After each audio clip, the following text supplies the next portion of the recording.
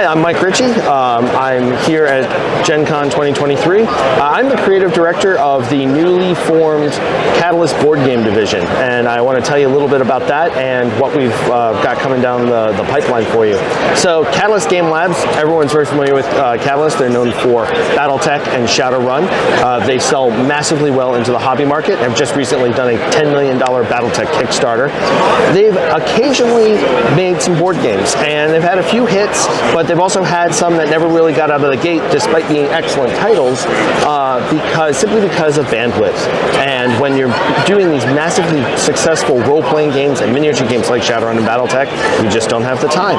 And I've been working with Catalyst for several years. I got folded in with my studio called Rather Dashing Games, which makes very family-friendly, fun, thematic games, but don't really quite fit the Catalyst style. So as my role in Catalyst has grown and grown and grown, we've decided that it was time for Catalyst to kind of rebrand a portion of their company into that more family-friendly style. And in doing so, we built the Catalyst board games. Now that folded in Rather Dashing Games, and also folded in a small studio called Redshift, which is probably most well-known for Kittens in a Blender. So it's kind of zany, off-the-wall, slightly irreverent, but not rated R or anything. Card games, party games, that kind of stuff. And a lot of the independent designers, we have games from Cat Dragon, and we also have just the repository of games that Catalyst is wanted to do anyway. So it's a great catch-all net. It's going to be a very broad market for us, and we're working on quite a bit. Right now we're prepping for a crowdfunding in September, which will be for Parachute Panda, as well as Fandal and the Dragon's Eye. Both of these are small box games coming in at about $25. In Parachute Panda, you and your fellow pandas have decided to go skydiving, but your shady pilot has dropped you over a den of crocodiles. So as you're descending, you think to yourself, maybe if I'm the last one down, all the crocodiles will be full from eating all of my friends. So as we like to say, it's a panda, hand-to panda, and anvil kind of world.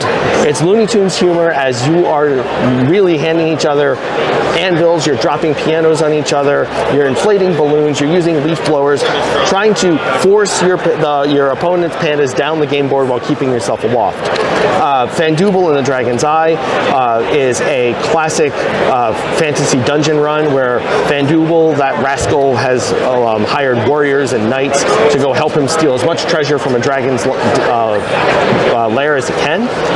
But in the process, you end up stealing it from each other, because the only thing better than stealing treasure from a dragon is stealing it from your friends.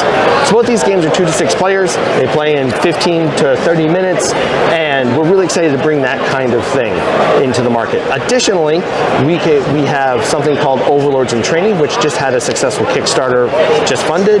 That it takes place in an area called the Doodle Realms, which is a gloriously macabre, sketchy style of artwork that's really hard to describe until you've seen it.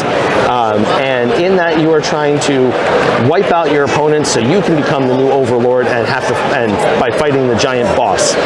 So there's some very interesting stuff coming.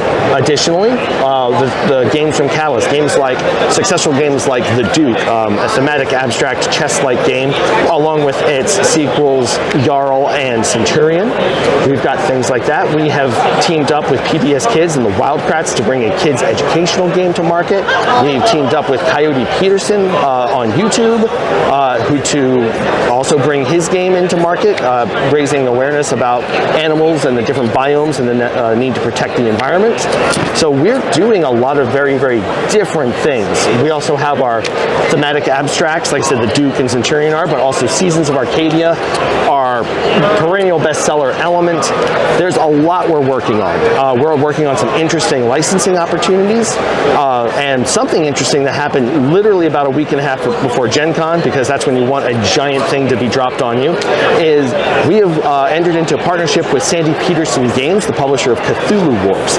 Probably most of you have heard of Cthulhu Wars. The company has had some trouble fulfilling various Kickstarters and things like that, so we are stepping in, and I may misspeak to the exact details of the contract here, but we're essentially co-producing and moving forward with all things Cthulhu Wars, the expansions, new content, and the core game.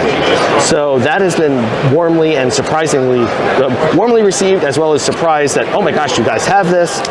We're very excited. I literally learned how to play Cthulhu Wars myself about a half hour ago on our live stream. The box is enormous. It's big, it's heavy, it's chunky. I was expecting a 4D crunchy Euro game, but my friend and coworker Bryn ran me through it in about a half hour, 40 minutes, and other than some tiny minutia, I actually won. But I think that was more just, you know, because we're running a demo instead of a full game, but I'm still going to keep the victory because he's played it seriously about 30 to 40 times with his family.